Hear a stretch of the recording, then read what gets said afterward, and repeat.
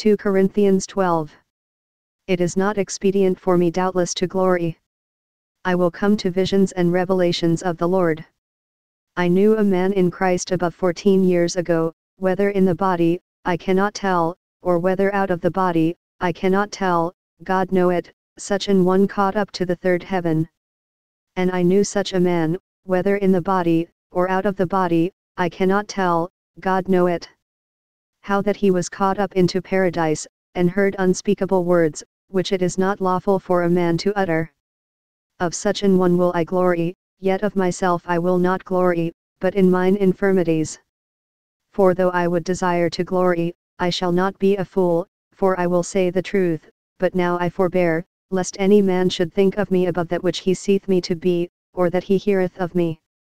And lest I should be exalted above measure through the abundance of the revelations, there was given to me a thorn in the flesh, the messenger of Satan to buffet me, lest I should be exalted above measure.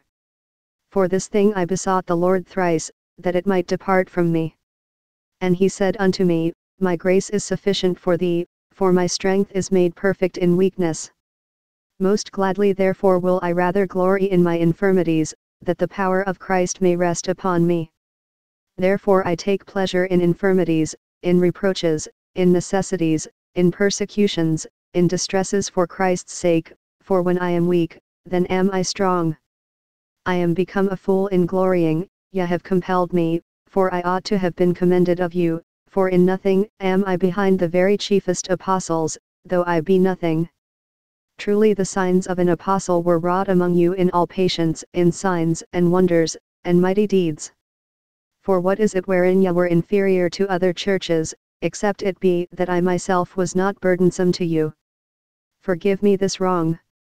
Behold, the third time I am ready to come to you, and I will not be burdensome to you, for I seek not yours but you, for the children ought not to lay up for the parents, but the parents for the children.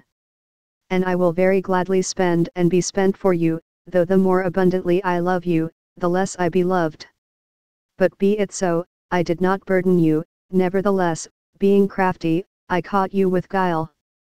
Did I make a gain of you by any of them whom I sent unto you? I desired Titus, and with him I sent a brother. Did Titus make a gain of you? Walked we not in the same spirit? Walked we not in the same steps? Again, think ye that we excuse ourselves unto you? We speak before God in Christ, but we do all things, dearly beloved, for your edifying. For I fear, lest, when I come, I shall not find you such as I would, and that I shall be found unto you such as ye would not, lest there be debates, envyings, wraths, strifes, backbitings, whisperings, swellings, tumults. And lest, when I come again, my God will humble me among you, and that I shall bewail many which have sinned already, and have not repented of the uncleanness and fornication and lasciviousness which they have committed.